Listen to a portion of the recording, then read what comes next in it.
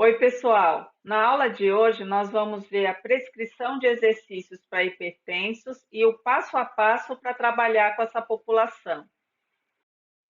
Essa estatística de 2017 mostrou que o aumento da pressão arterial é a principal causa de morte no mundo. Essa é a classificação da pressão arterial em adultos conforme diretrizes clínicas do Colégio Americano de Cardiologia, atualizada em 2017. É considerada normal a pressão arterial sistólica menor que 120 milímetros de mercúrio e a diastólica menor que 80. É considerado elevada se a sistólica estiver entre 120 a 129 e a diastólica menor que 80. A hipertensão arterial é classificada no estágio 1 se a sistólica estiver entre 130 a 139 ou a diastólica entre 80 a 89. E no estágio 2, a pressão arterial sistólica é igual ou maior que 140 ou a diastólica igual ou maior que 90 milímetros de mercúrio. E essa elevação tem que ser sustentada.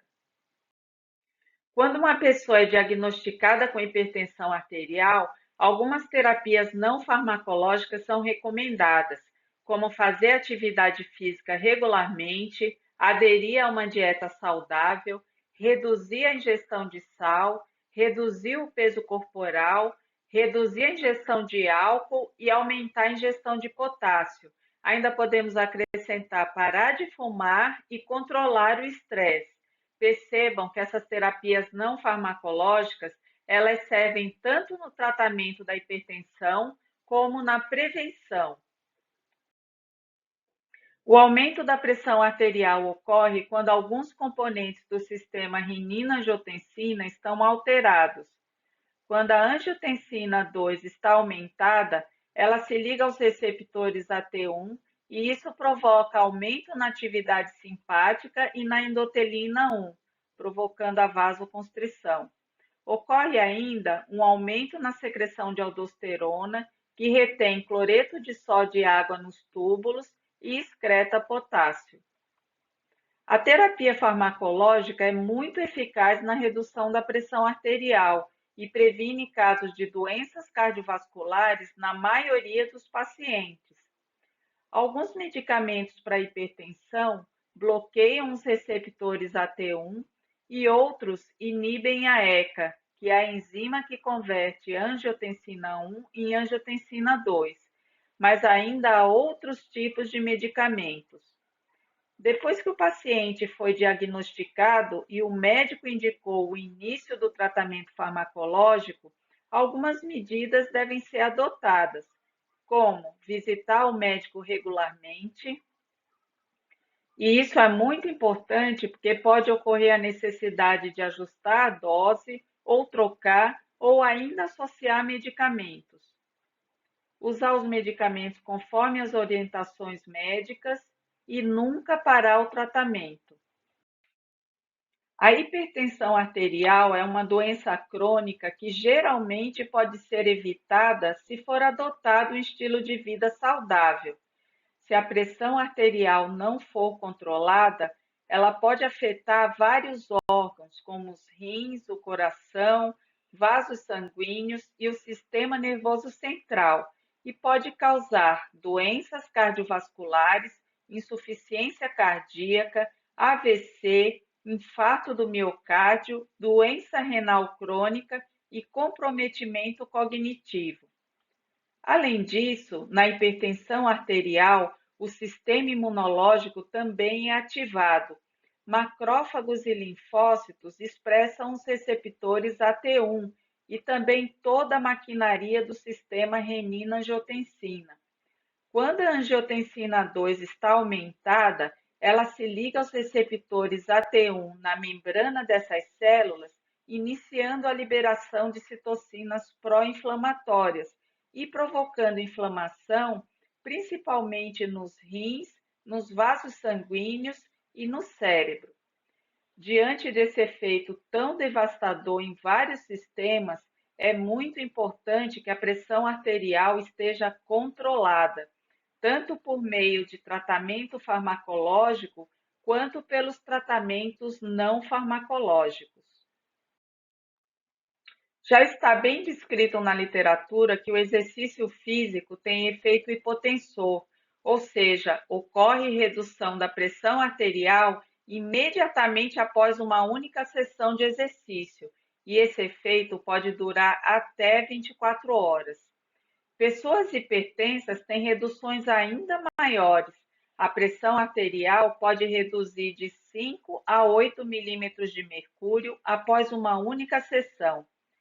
Em adultos pré-hipertensos, essa redução pode ser de 2 a 4 milímetros de mercúrio, e em adultos normotensos, a redução é de 1 a 2 milímetros de mercúrio.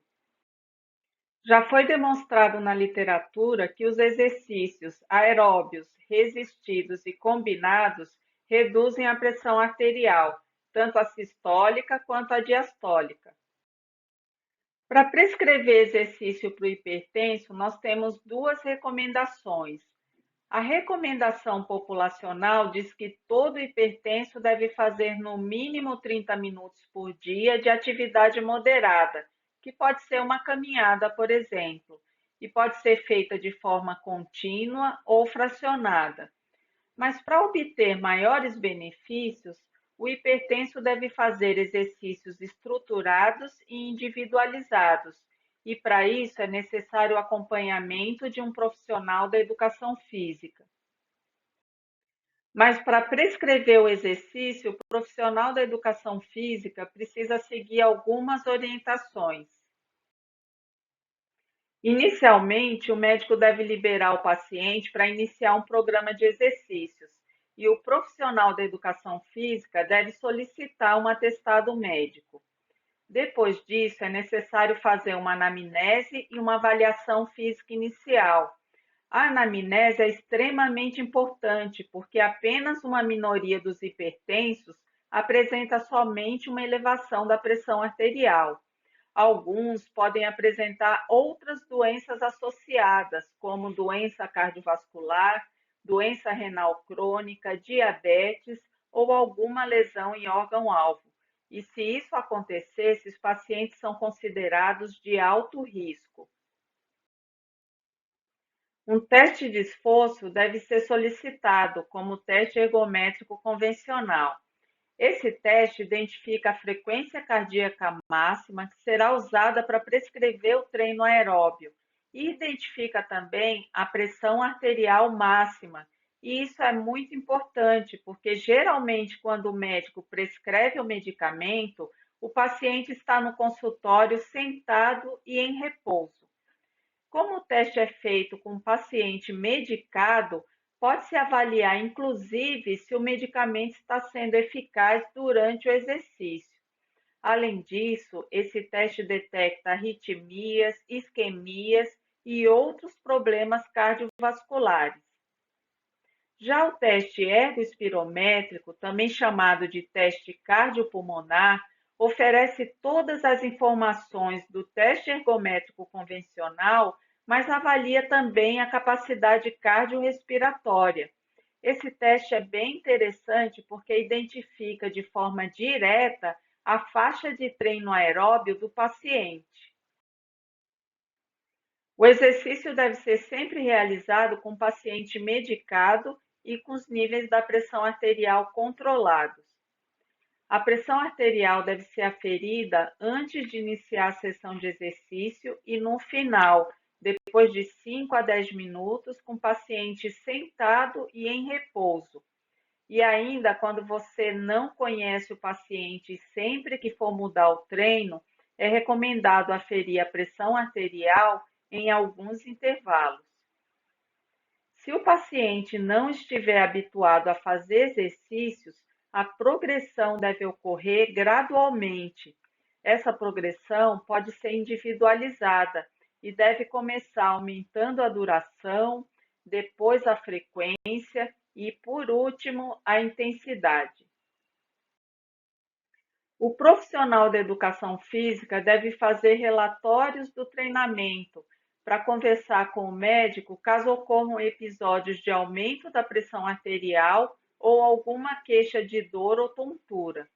Podemos também entregar uma cópia desse relatório para o paciente levar na consulta com o médico. Essa é a prescrição de exercícios aeróbios para hipertensos, de acordo com a 7ª Diretriz Brasileira de Hipertensão Arterial.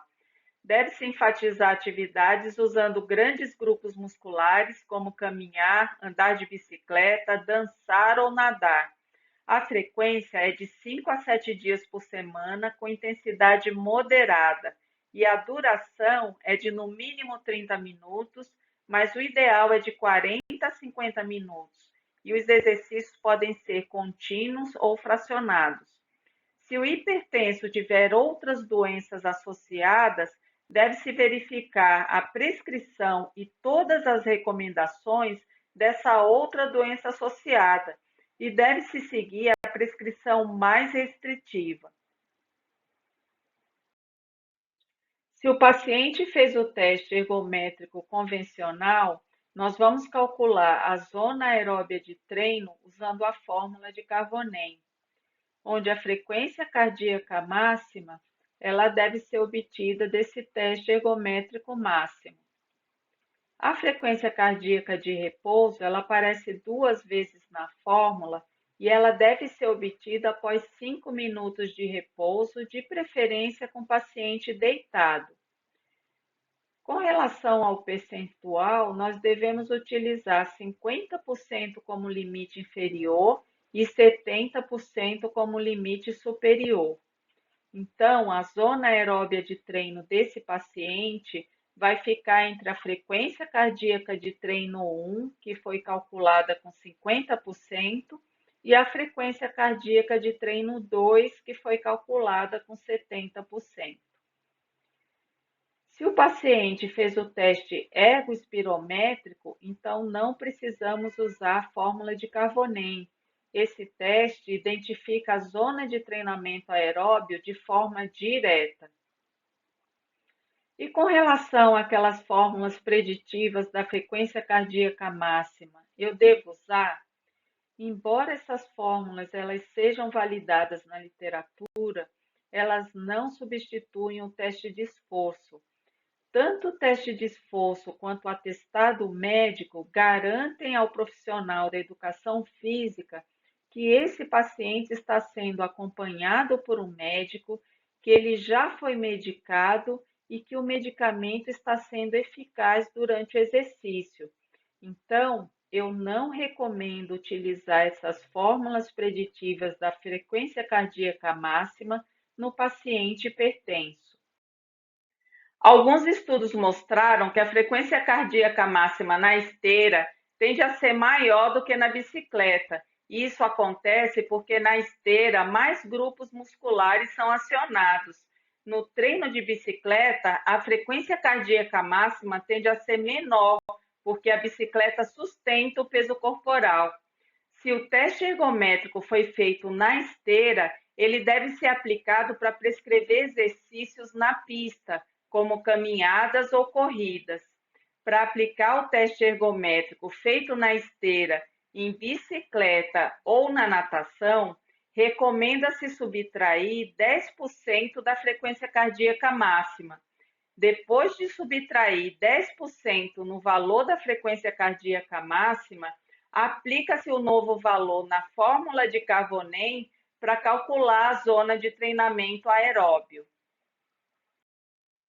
O paciente hipertenso também deve fazer treinamento resistido, que tem efeito hipotensor. Então, a recomendação são de 8 a 10 exercícios para os principais grupos musculares e deve ser feito de 2 a 3 vezes por semana. Deve-se fazer de 1 a 3 séries de 10 a 15 repetições até a fadiga moderada. A duração é de no mínimo 30 minutos, mas o ideal é entre 40 a 50 minutos. As pausas devem ser longas e passivas, de 90 a 120 segundos. E outra recomendação é evitar a manobra de valsalva.